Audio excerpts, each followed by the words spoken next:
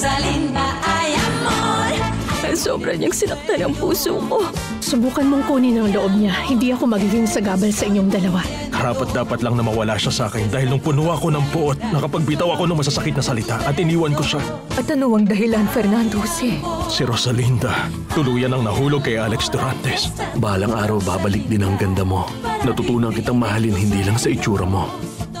Minahal ko rin ang iyong kaluluwa. Kung sabihin ng doktor na pwede na akong umuwi sa loob ng ilang araw, sa oras na yon, pagkalabas ko rito, aayusin natin ang lahat. Ipapawalang bisa ko ang kasal namin ni Fernando Jose. Rosalinda, ibig bang sabihin nito, mahal mo ako? Hindi, Alex. Hindi kita lulukuhin. Hindi kita mahal. Ang nag-iisang lalaking mamahalin ko ay si Fernando Jose. Sinabi ko na sa'yo na hindi kailangan magpatingin sa doktor. Pero mahal ko, handa ako sumailalim sa mga test. Malaman lang natin ang dahilan kung ba't tayo hindi magkaanak.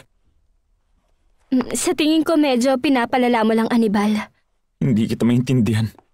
Noong nagpakasal tayo, pareho tayong sabik na sabik magkaroon ng anak. Nagbago na ba ang isip mo?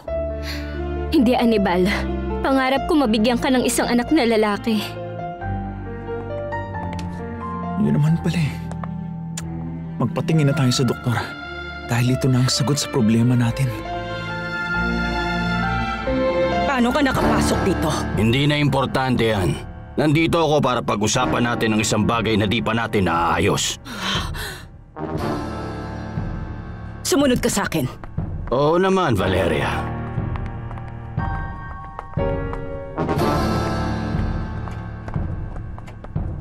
Sa tingin ko hanggang ngayon nuknukan ka pa rin ng yaman. May pinapirmahan sa iyong dokumento ang abogado ko. At nakasaad doon ang pumayag kang hindi mo na ako guguluhin. Hindi ako nagpunta rito para guluhin ka. Anong ginagawa mo rito kung ganon? Para makilala ang aking anak. Nakita mo ba si Senyora Valeria? Nasa library siya. Nakita mo ba si Senyora Valeria? Nasa library siya. Sandali, Berta. Abala siya ngayon. May weirdong lalaking naghahanap sa kanya. Sino? Hindi ko kilala. Ngayon ko lang siya nakita.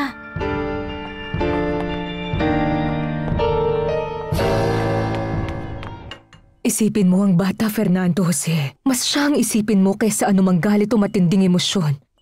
Hindi ba mas mainam kung kapamilya rin natin ang mag-alaga sa kanya? Pero ayaw kong si Fedra pa rin ang mag-alaga kay Erica.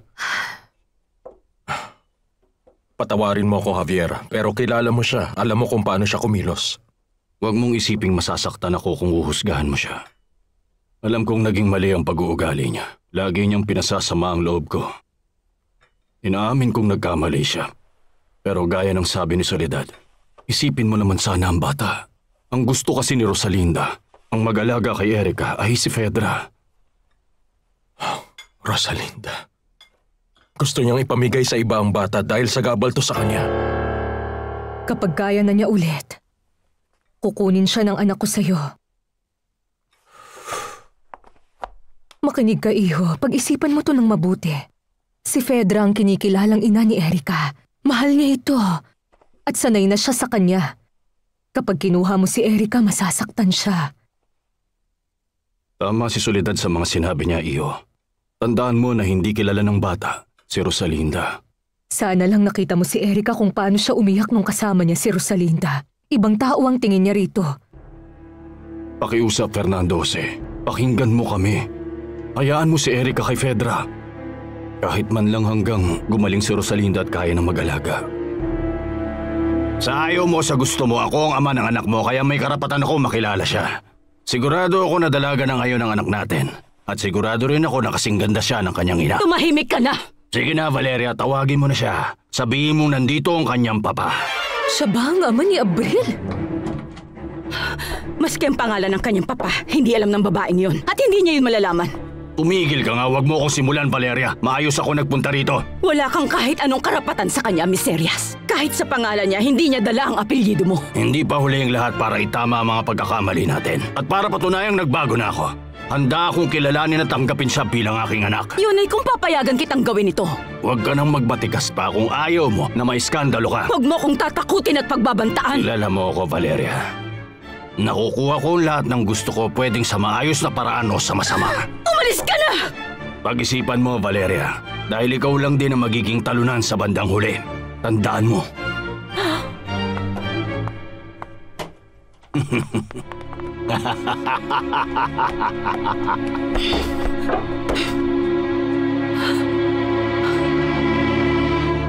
Okay na sa inyo yung last will, Counselor? Oo, Ramos. Pipirmahan ko na to. Mabilis mo lang tong nagawa. Gaya ng gusto mo. Anumang oras maaaring may mangyari sa akin. Kaya gusto ko protektado ang pamilya ko. Ba't parang galit na galit ka? Anong problema? Wala naman. Wala lang ito. Sa tingin ko, hindi. Mukha kang kinakabahan. Sapat na siguro ang pinagdadaanan natin ngayon para kabahan tayo ng ganito, hindi ba? Gusto mo pala ng maiinom? Hindi na.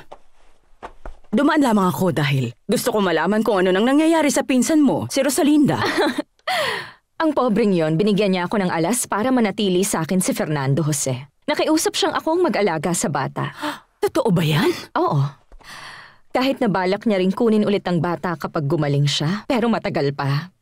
Bago mangyari yon. Paano ka nakakasiguro dyan? Kasi natakot ang bata nang makita niyang balot ng benda ang mukha niya. At ayaw ni Rosalinda na matakot sa kanya si Erica o itaboy siya. Kaya habang hindi pa siya nagpapasurgery, sa akin na muna ang bata. Si Fernando Jose, alam na ba niyang may peklat siya sa mukha? Hindi. Hindi pa rin niya to alam. Ang kawawa kong pinsan nakiusap sa akin na wag ko raw sabihin sa kanya. At syempre, sinunod ko naman kung anong gusto niya. Dahil ayokong kaawaan siya ni Fernando Jose kaya hindi ko sinabi na may peklat siya. At wala rin akong balak sabihin.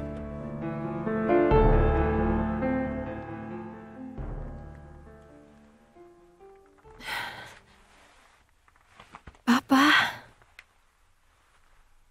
Anak ko. Mahal kong anak. Papa? Nasaan si Mama? Pumunta siya sa bahay ni Fernando Jose para makita ang anak mo. Mamaya pupunta siya dito. Ang anak ko. Si Erica. Ay, Diyos ko, gustong-gusto ko na siyang alagaan. Pero natatakot siya sa akin. Hindi niya ako kilala.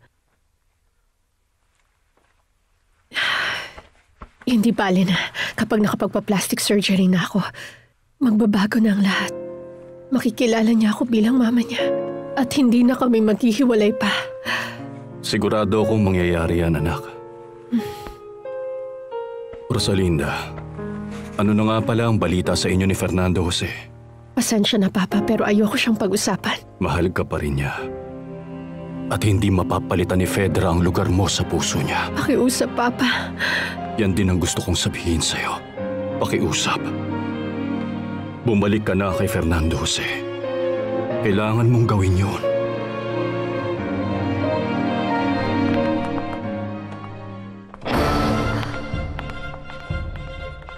Gusto ko lang dalawin ng bata. Nabalitaan kong nagkapeklat daw sa mukha ang anak mo. Kailangan kong sabihin sa kanya, tita, pero huwag kayong mag-alala, hindi niya sasabihin kay Fernando Jose. Tama si Fedra, hindi ko sasabihin sa anak ko. Dahil hindi naman niya kailangang pasanin ang kasalanan ng iba. Kasalanan? Oo, tama ka.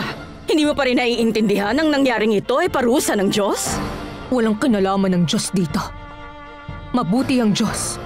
Hinding-hindi niya susuportahan ng galit at paghihiganting nararamdaman mo. Nagkakamali ka.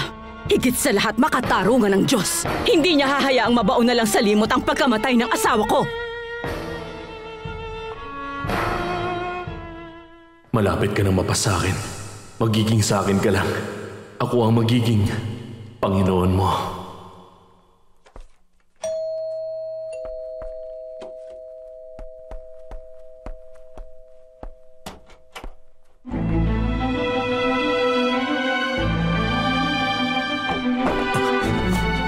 Ano ba talagang gusto mo, Dorantes? Anong sinasabi mo?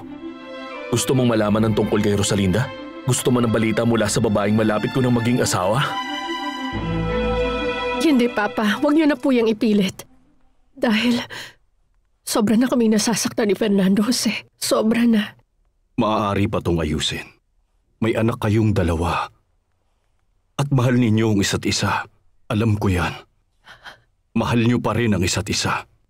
Hindi ba tama? Hindi ko siya mapapatawad, Papa. Anak, pakiusap. Huwag mong ipagkait sa akin ang kasiyahang makita kayong magkasamang masaya. Papa. Anak, kapag dalisay ang pag-ibig niyo sa isa't isa, wala nang ibang mahalaga. Kami nga ng mama mo, marami rin kaming pinagdaanan. Pero nanaig pa rin ang pagmamahalan namin higit sa lahat. At ngayon magkasama na kami. At masayang masaya. Ilang taon na lang ang meron kami para maging masaya. Pero sapat na yun para sa buong buhay namin.